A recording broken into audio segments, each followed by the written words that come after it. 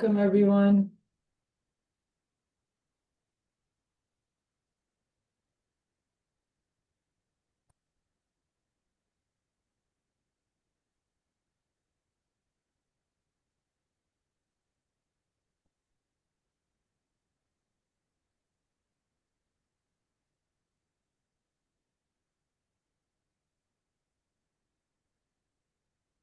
Thank you all for joining on time. We're very excited to start. My name is Sara Elnakib, and I'll be starting us off in a few minutes. Just want to give maybe folks 1 or 2 minutes to join. We did have around nearly 300 people register, so we want to make sure we give people a chance to come in.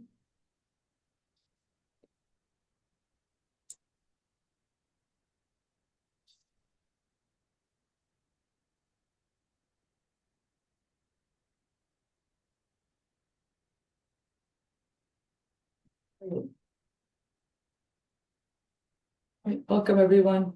Well, it's 12:31, and so we'll probably get started now. And as a reminder, this webinar is being recorded to share out after we're done. So do not worry about missing any of the information. We're happy to share out the recording and excited to have you all with us today. As I mentioned, my name is Sara Elnakib. I'm the chair of the Family Community Health Sciences Department within Rutgers Cooperative Extension. And I'm joined by our colleagues from Ohio State, Brian Rowe and Jennifer McNelly, and my colleague from Rutgers, Serena Subbit. So we're really excited to have you all on board with us today. So we're going to start off with a little interactive activity. So if you could put in the chat your where you're coming from, where you're joining us from. You could, city, state, whatever you feel comfortable with sharing. We'd love to see folks and where they're coming from. Put it up in the chat and you'll be able to see it. Chat's disabled. Let's see. Now, does it work now? Yep. All right. Go. All right. Ohio, New Jersey, Chicago, California, Texas. Excellent. Michigan.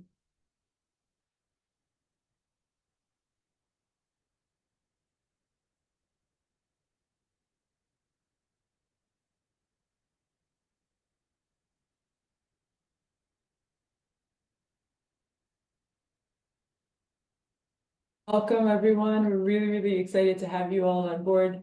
And today we'll talk a little bit about, this community of practice and the grant we received from USDA. And we're happy to share some really exciting resources with you all. And so before we do that, we will ask you all to complete a poll to get us started, just so that we know a little bit more about you.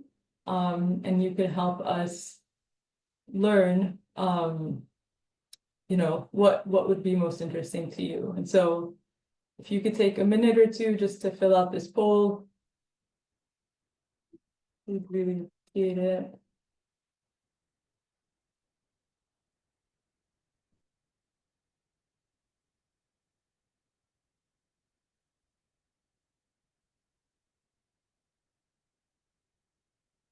For those just joining us, we are still in the getting to know you phase, and so we're asking everyone to fill out this poll and to learn a little bit more about how you heard about us, how interested you are in food waste, some of the sectors you might be from, and just some information about you. We have about 56% of folks who are on here have completed the poll, and so wait for 1 more minute.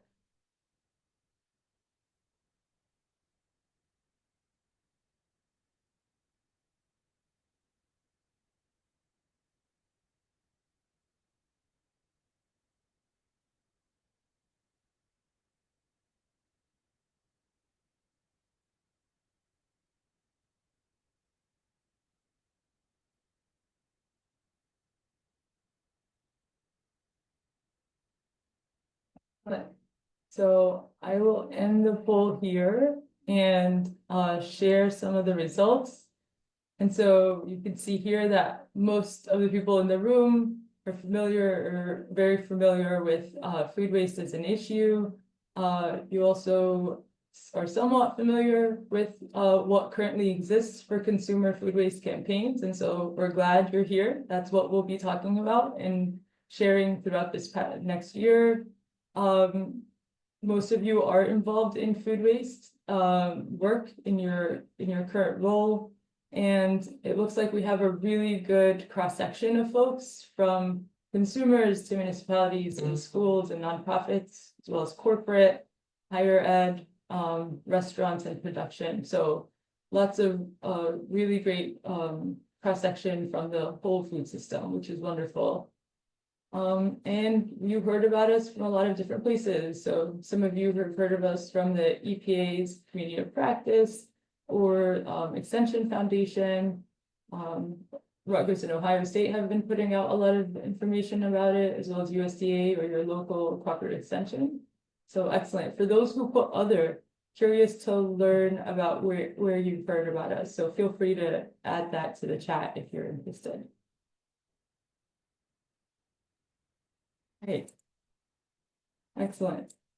So at this point, I'll hand it off to my colleague, Brian, who's going to talk a little bit about Ohio State. Hey, everybody. So excited to have you here. I know Sarah and Jennifer and Sabrina and I have been very looking forward to this day, and happy to start sharing some information about this particular grant. We'll both share a little bit about baseline activities that we've been doing at our respective universities. So I'll share some other elements of food waste activities that have been going on here at Ohio State University. One thing I'll share is about our National Household Food Waste Tracking Survey. It's funded in part by the National Science Foundation, our Recipes project. We conduct this survey and have been doing so since 2021. We put out about 3 waves of this survey to consumer panelists around the country each year. Every year we get about 2,000 observations at 3 different spread over 3 different time periods each year. And one of the key elements we do in every survey is to track people's self-reported edible waste in 24 distinct food and beverage categories. This permits tracking of this behavior in a way that we're hoping will be quite useful for multiple purposes. And in fact, part of our mandate as part of the National Science Foundation's project is to try to be open with that collaboration. So we seek partners, and we're open to adding questions to future waves. If you have research needs or programmatic needs that would benefit from having some understanding of how consumers around the US are approaching food waste topics. Also, we're very open to exploring the data that's already been collected. Some of it is made publicly available already. And if you go to this dashboard link here below, you have an ability to connect to some of the core data that is publicly available from the first 3 waves of this. And we'll be making more waves available quite soon. Next slide, please. One of the things we do with this data, for example, is we actually do like to track people's typical responses. Here you see the average and the 95% confidence interval around how much food waste people have reported on a grams per person per week basis since we launched the survey back in February of 2021. And so to our knowledge, this is one of the few, I think perhaps the only place in the United States where this kind of data is available. And you can see we have some interesting highlights here. February 2022 was a very interesting data gathering point. This was kind of the reopening of the economy post-COVID. And our data suggests that lots of people went out to eat unexpectedly during the week of data collection in that February 2022 time period, and hence left a lot of food at home to be discarded and wasted. And then we see just a general upward time trend since those kind of mid-COVID days from February 2021 as the economies opened up. And we're getting back to kind of what we think might have been kind of a pre-COVID level. We don't know that for sure, but this is indicative perhaps of levels we may have seen prior to COVID, when people stayed home, monitor the refrigerator on a regular basis, since that's really all we had to do during COVID, and probably wasted less food. Next slide.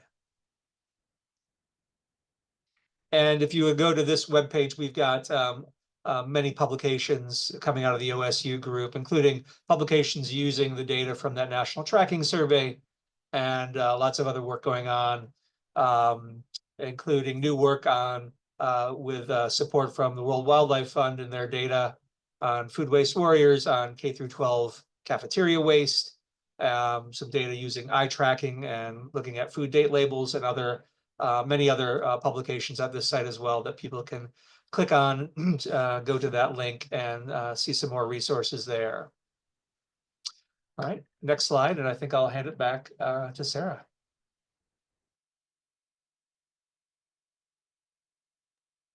Sarah, you're on mute. Yep. Thank you so much, Ryan. Sorry.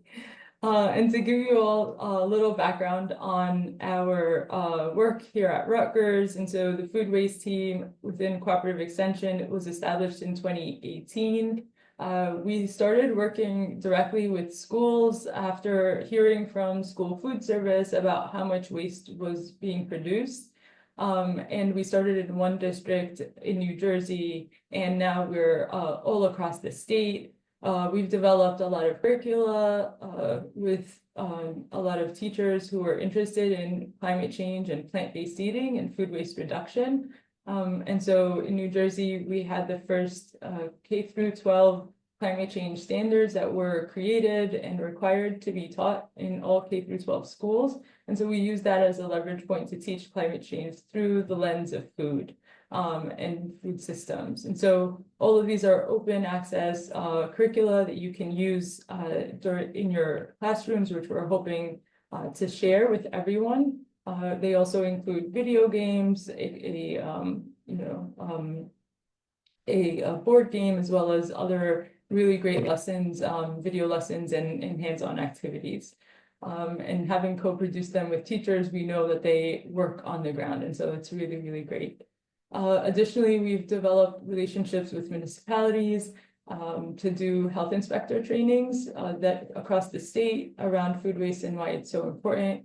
We've developed food waste donation guide documents to support schools and nonprofit organizations that are interested in food waste.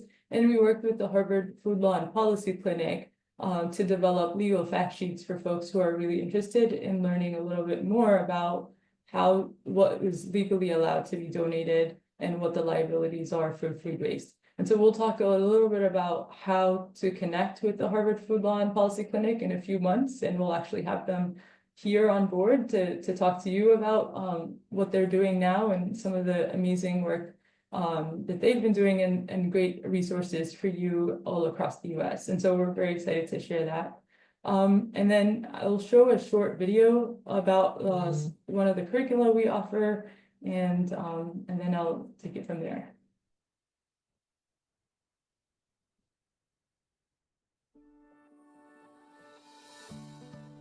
The New Jersey Leaves No Bite Behind project is a project of the Rutgers Cooperative Extension food waste team. It is composed of 6 lessons which we teach 5th graders on the impacts of food waste on climate and ways that they can mitigate climate change through reducing food waste. New Jersey Leaves No Bite Behind is the culmination of years of work that we had been doing with schools to reduce food waste in cafeterias. In 2020, when we could no longer get into schools due to COVID, we took the opportunity to create lessons on climate change in relation to food waste that we can now deliver in schools that have a 5th grade as part of a comprehensive school food waste reduction program.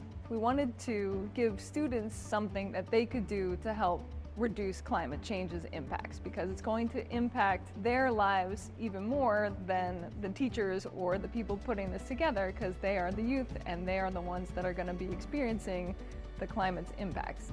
Each lesson in New Jersey Leaves No Bite Behind includes an original slide deck that is seamlessly integrated with the video lesson and the student handouts and the teacher's guide, so it's as effective as possible in the classroom for teachers and students. We were really interested in not only developing this curriculum, but determining whether or not Students that received the program actually had changes in climate change knowledge, attitudes, behaviors, and self-efficacy.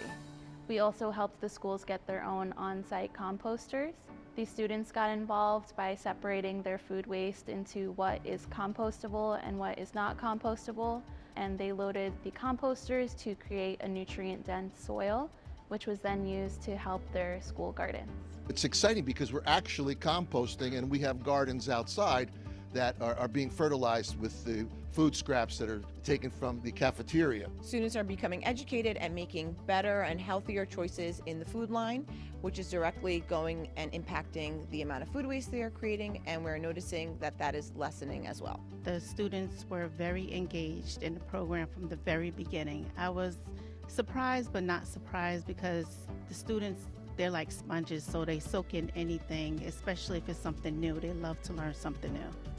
I learned there's a lot of foods that can be composted, like some fruits and vegetables, while other foods like meats can't be composted. I learned many ways not to waste food. For example, you can share with your neighbors or create a share table. I started using, instead of plastic bottles, now I use reusable and metal bottles. I learned how to reduce my food miles by looking at stickers on fruits and vegetables. Farms can actually take up a lot of the earth, and most of their land is used to make animal products.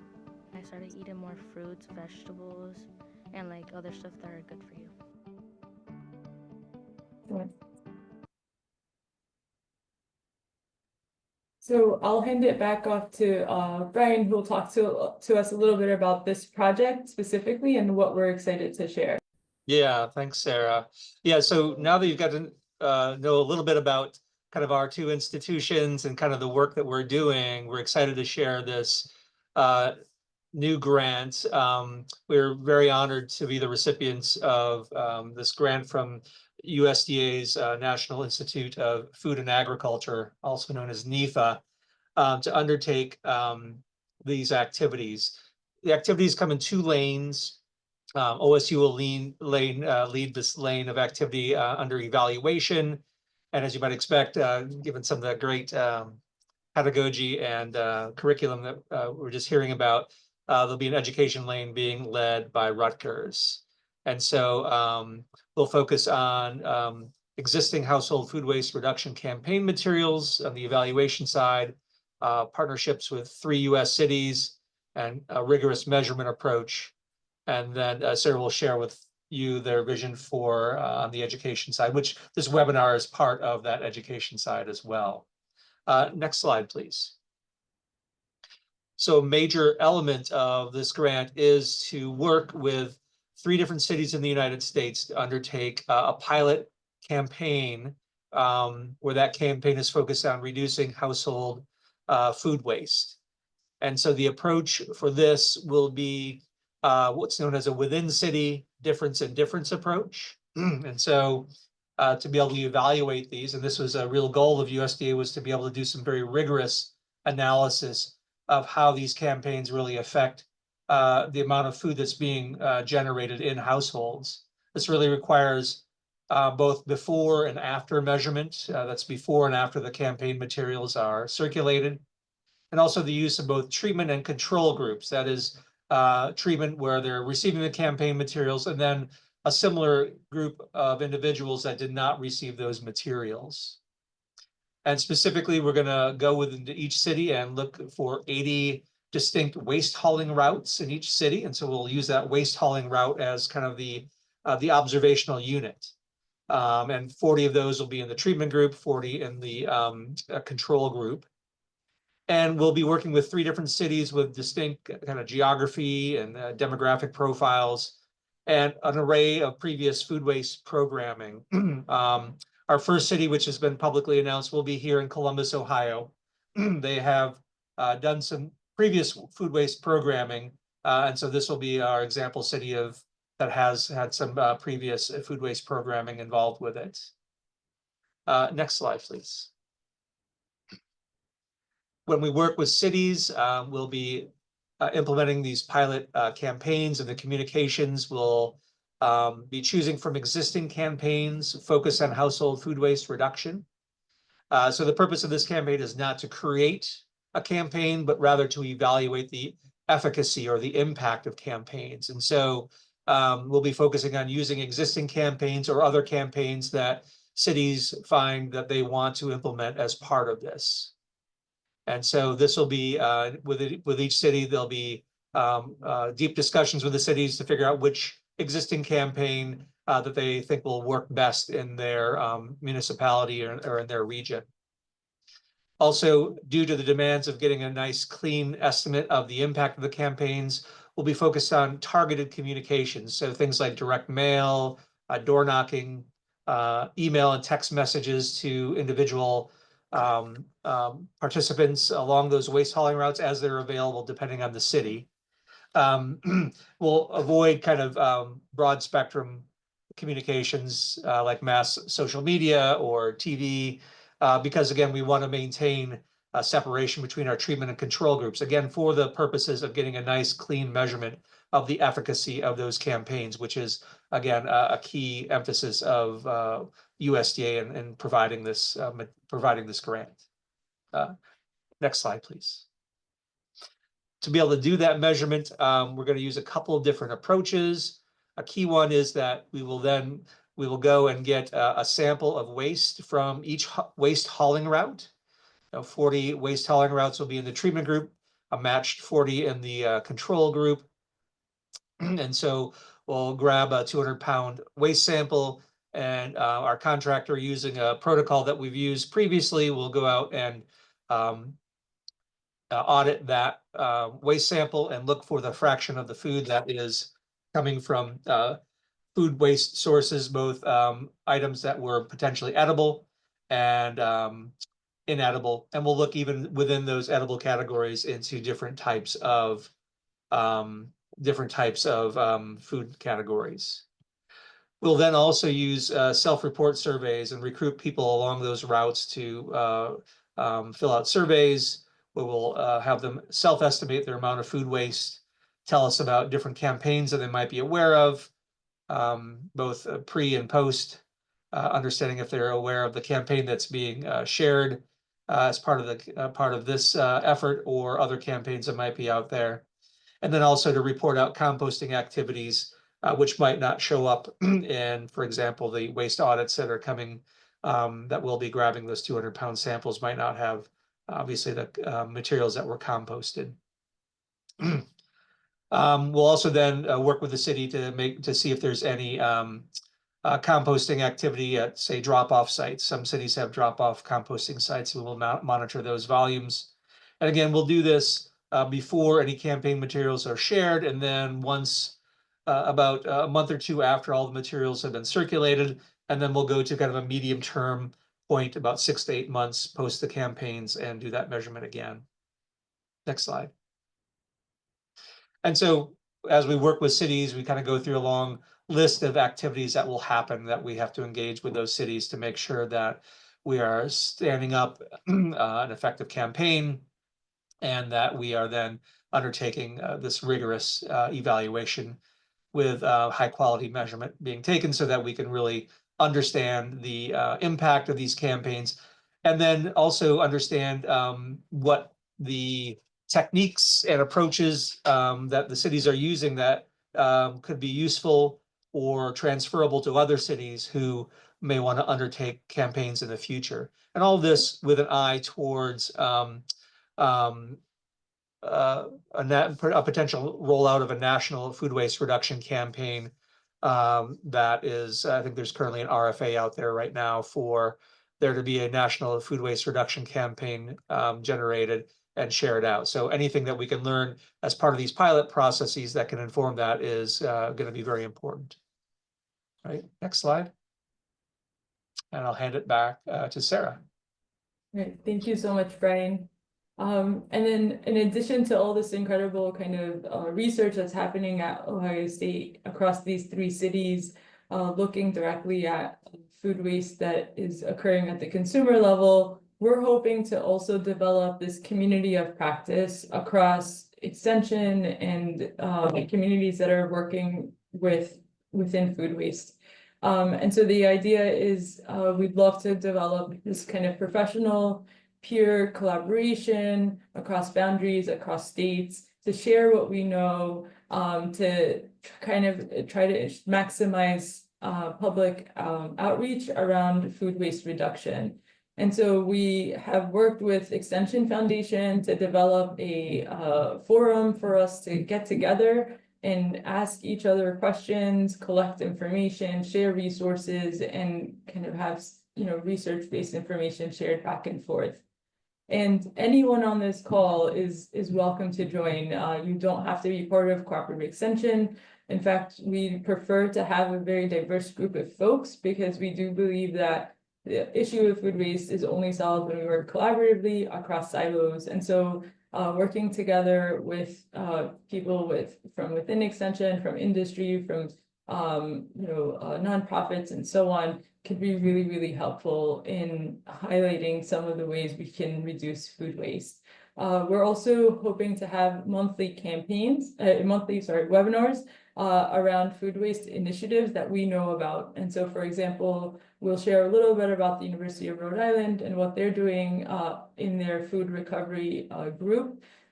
We also would love to highlight industry. And so, for example, Hellman's had a Make Taste Not Waste campaign that we'd love to kind of share what they learned about. And so we're hoping to really collect examples of the ways people have done food waste reduction campaigns and share out resources so that they're more accessible for folks to do them across the United States.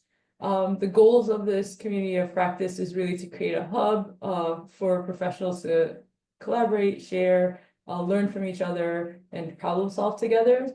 And also create kind of a repository of resources that are available for public use, so that people have a one-stop shop where they can find anything that they need around food waste reduction campaigns, and also continuously update this group with kind of emerging events or emerging topics. So, for example, the RFA that Brian mentioned, we'll be posting that on our community of practice, other webinars and things that we see that might be helpful.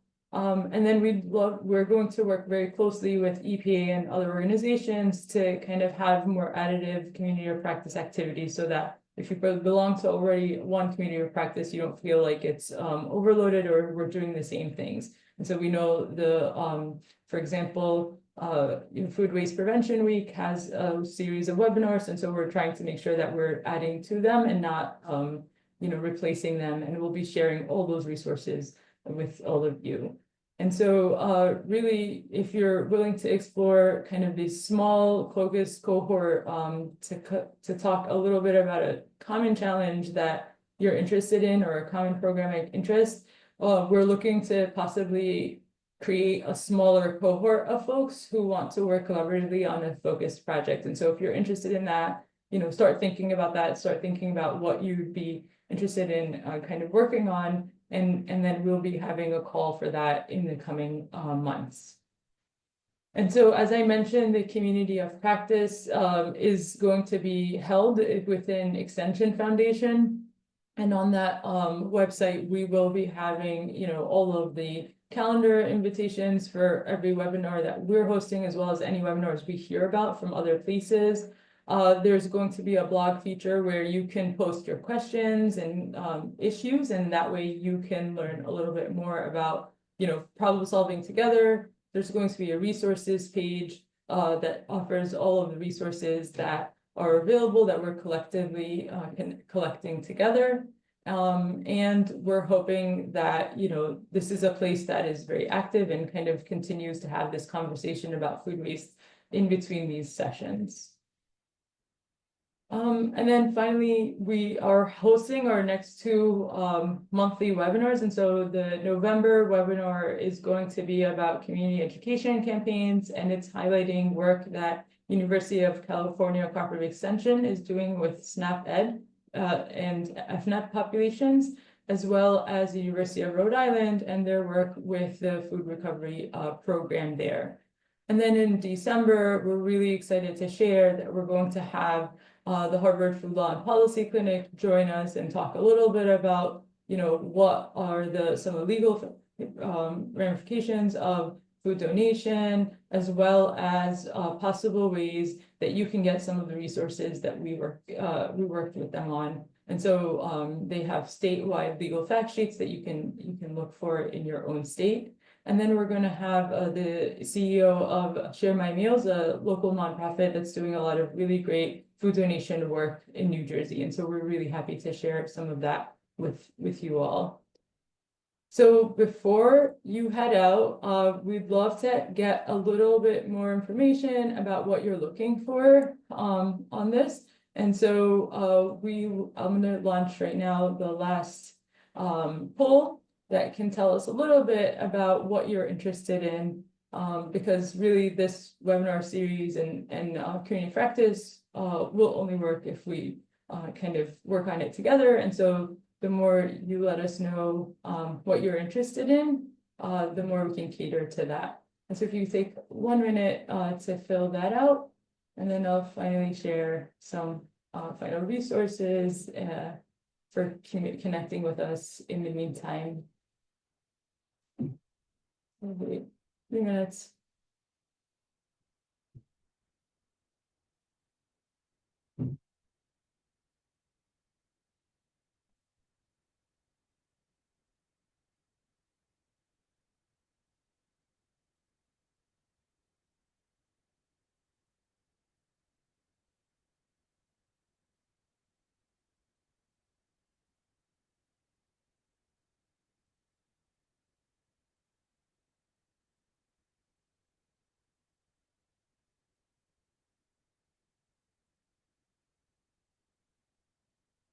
We had about 55% of the folks on the call answer the poll. And so I'll wait maybe 1 more minute.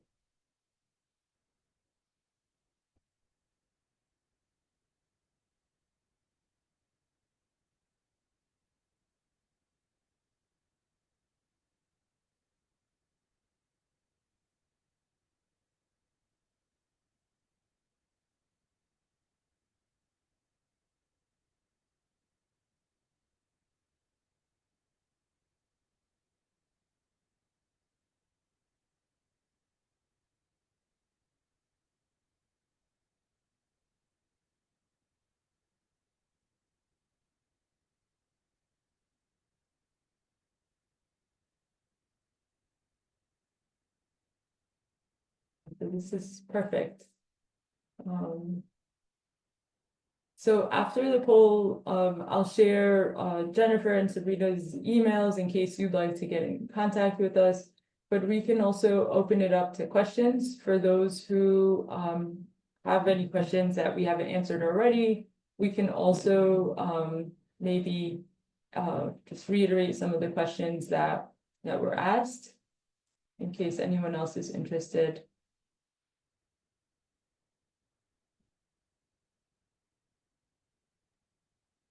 Yeah, I might ask, there's a question and a question in the Q&A from Shauna Henley.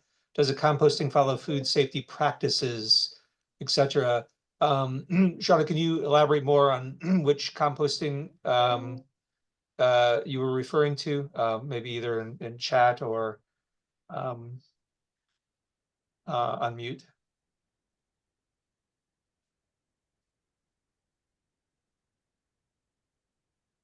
And then I see George has or had his hand raised as well, and we could answer that live.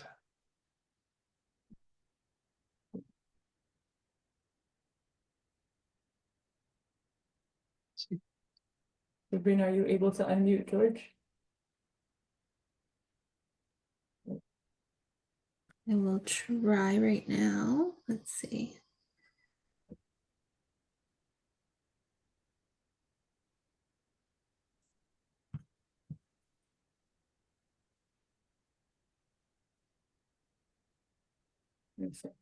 George, are you able to unmute? Yeah.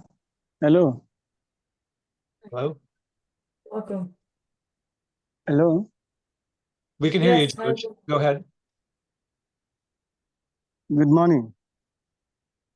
Mhm. Hello. Yes. Do you have a question, George? Yeah, I have a question. Please. So with this innovative, how can it be a best practice for a consumer to be aware of this food waste and loss?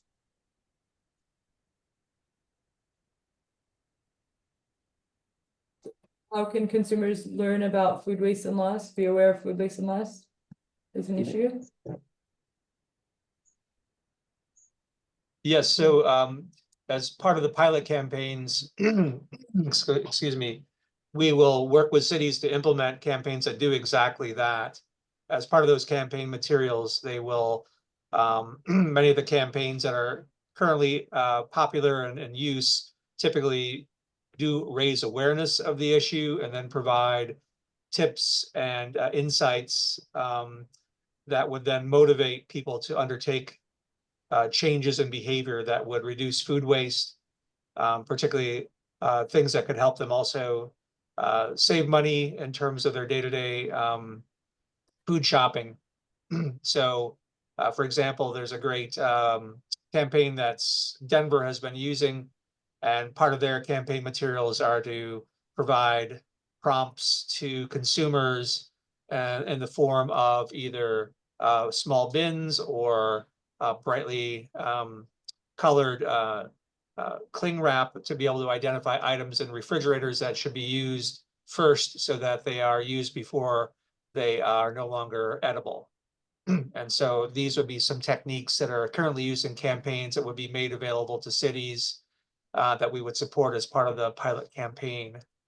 And then the evaluation would then help us understand if those campaigns are successful and are actually translating to reduced food waste as seen in waste audits and in self-report surveys to understand if they're being effective or not. George, does that help? Does that answer your question? And you won't be able to speak, George, but you could put a thumbs up or add more questions to the chat. Excellent. Does anybody have any other questions? I see some questions in the chat.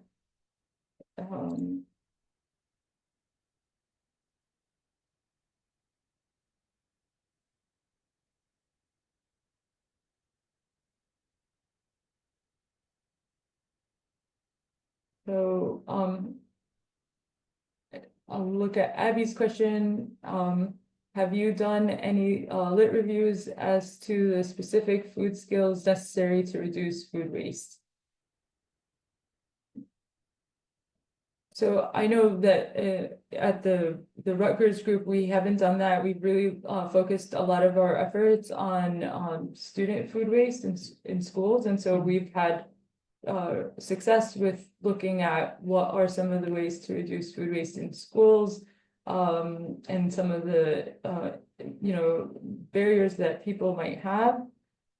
Whereas for skills necessary to reduce food waste, I don't know, Brian, you have something, but I do know that the California group that is presenting next month will be talking a little bit about resource management for FNF and SNAP populations. Yeah, it's an emerging area of research to understand exactly what approaches are the most efficacious in terms of helping consumers reduce waste at home.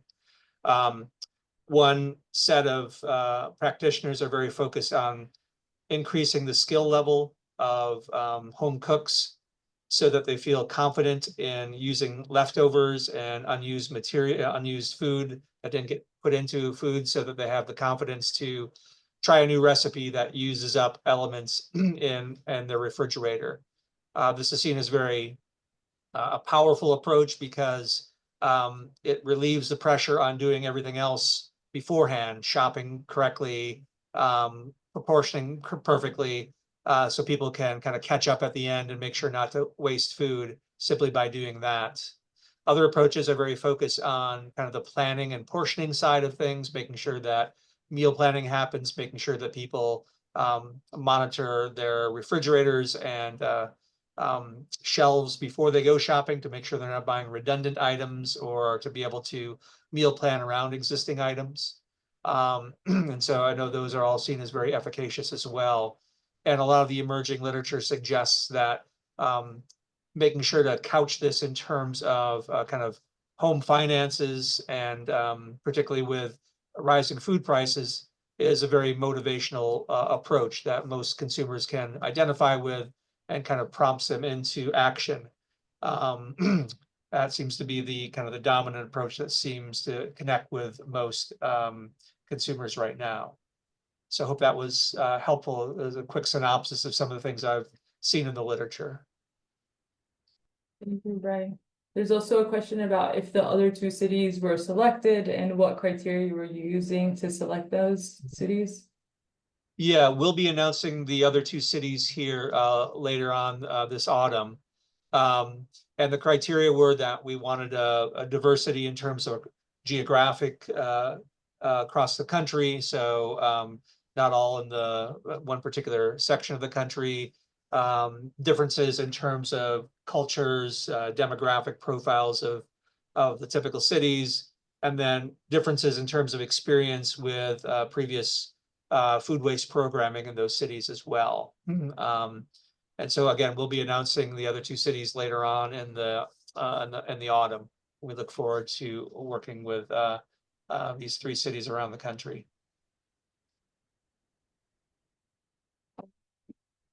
Then, let's see, does anyone else see any other questions we haven't answered? Were you able to give the link to the education curriculum that Stacy requested? Yes, those are. Awesome. Oh, sorry, I see it now.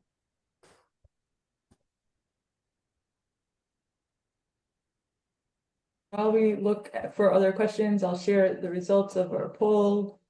We're very excited to see that most people are interested in joining the community of practice, and we did see the questions about how will this be different from the EPA and other communities of practice from NRDC. We are working very closely with them to ensure that we don't have duplication, and we're kind of adding to those community of practice and not trying to replace anybody. So we are working in collaboration with their organizers to ensure that everything we do is very closely aligned. So,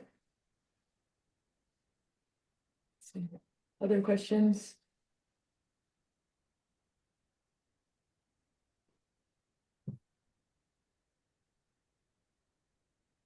We've just got a couple minutes left, right, before we our time frame is over.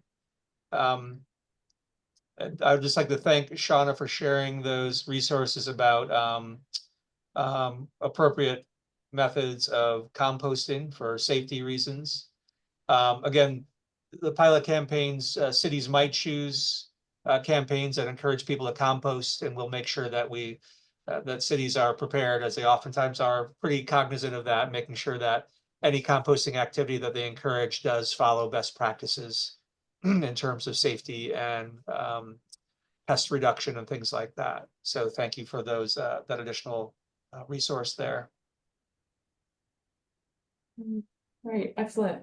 Well, thank you all so much for your time. These are the emails of Jennifer and Sabrina. If you have any questions or any recommendations for folks we should have on the webinar series, resources we should include in our community of practice, we're collectively doing this all together, and so please feel free to share all of that. We will also share the resources for the educational curricula, not just on this chat, but also in the community of practice. And so be sure to go there and click on resources to see all the available resources that we can kind of collect. So I will stop sharing my screen. And I want to thank you all again for all of your participation. This is a very active group. We're very excited to have everyone on board. And sure, we should note that we'll try to take some of these questions that might have slipped through our answering and try to develop deeper responses to them between this webinar and the next webinar as well, and share that on the extension on the website, or the community of practice website. Absolutely. And we hope you take advantage of it and keep asking questions and keep the blog alive. So please feel free to do that. Thank you all so much. Have a great rest of your day. Take care.